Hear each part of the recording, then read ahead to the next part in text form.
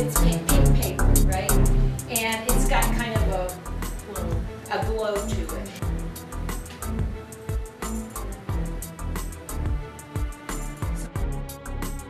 And all of these,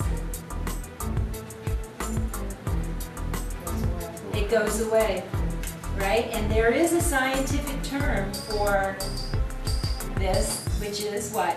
Fluorescence. Yeah, fluorescent, right?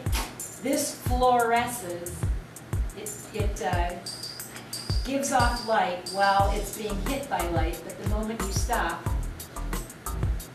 it stops doing it, right? Okay, this is tonic water.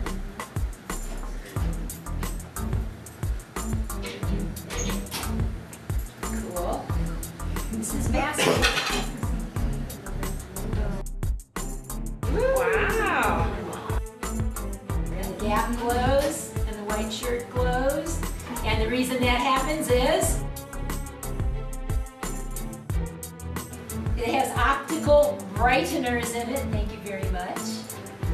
And so does the label. This is fluorescence, right? There's another term that's used in science, and it is phosphorescence. I want you to make a sandwich of your hand, okay? So don't do anything until you make a sandwich. This direction, and look at the green side, and then turn the lights off. So, which part is glowing?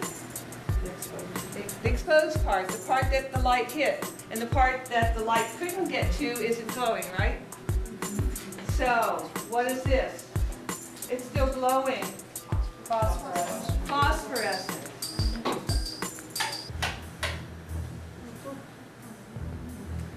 Testable questions. Any? Does it react to heat? Does it react to heat?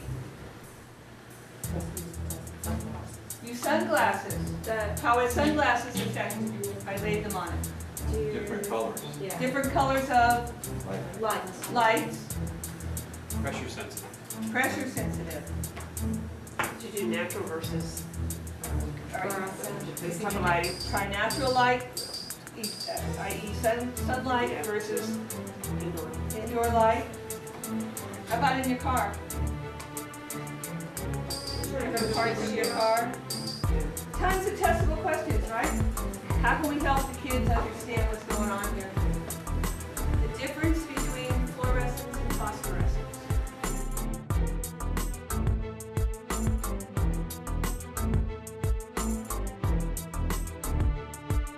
Here I am. I'm just buzzing around here in my ground state.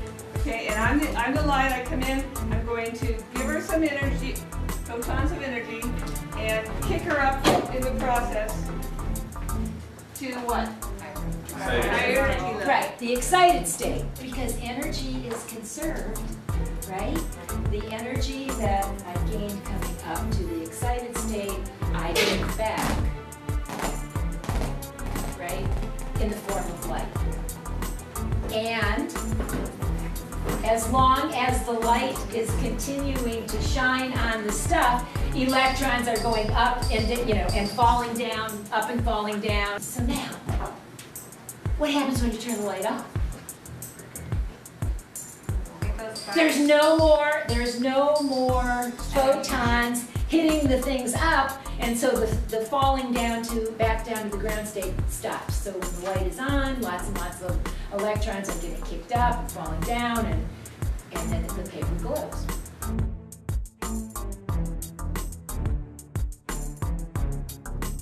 All right, so kick me up, Scotty. Excuse me. I came up a level, right? But when I'm coming back down, I'm not going back down to my ground state in one leap. I'm going to go down in stages. And so, when I come down to this intermediate step, thank you, I'll give off energy, but did you see it? No, because it's not in the visible range. And then when I come down here, then I'll give it back in the visible range. That makes sense? So there's that intermediate step. Okay, have my photon back. Models are not perfect. They always have some imperfections because they're not the real thing.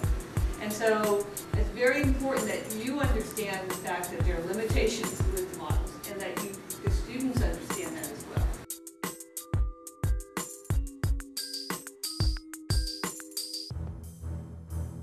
Okay, so here's the white light, and so you can see wherever the light hits, those things go kicking up. So now let's try a red one.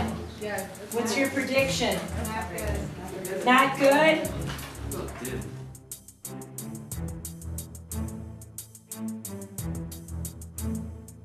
Here, has the red activated it? No. So red light does not have enough energy to kick those electrons up to the excited state. How about green?